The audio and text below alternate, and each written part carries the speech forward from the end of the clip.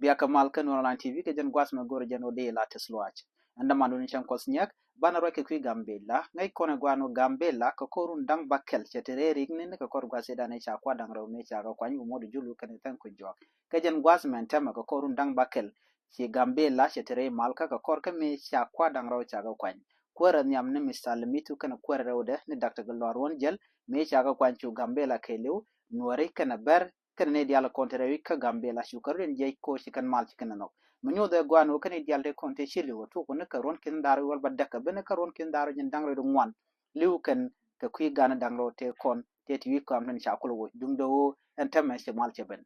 gajen gwas men temme kan cha mu kallat te te tere wish ka adisa baba lo kan gwi ta ndana china chu ke je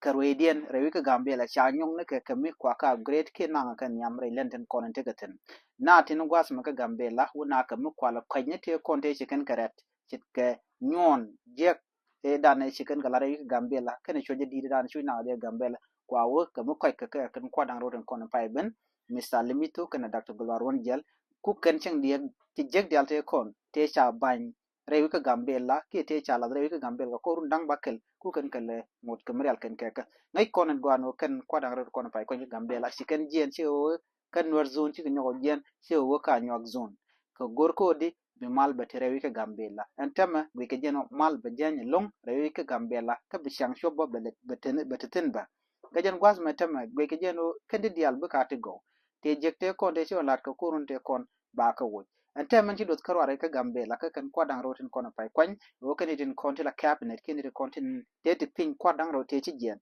goro je gwano be ka gwiten ko mu kan modelo shikan ka gwit moda ba kuma ba wo ka mejeka ko ne te kon yar ka woje te ka ten ka moda talam lar kan ka tama ya kan idin konti bu modba tin be ti chorin lot be kan kala goro je gwano kan kwar kono pai kwany de kan tam do din tam jidit rei kuma ka structure mi jidit de kan nyoko murial kan ka ko de gambela de chuta kamal a chatu go na shimal se de le tede te de le tel je le dan gorno de nyo yekel ban nyo je kam do dien betama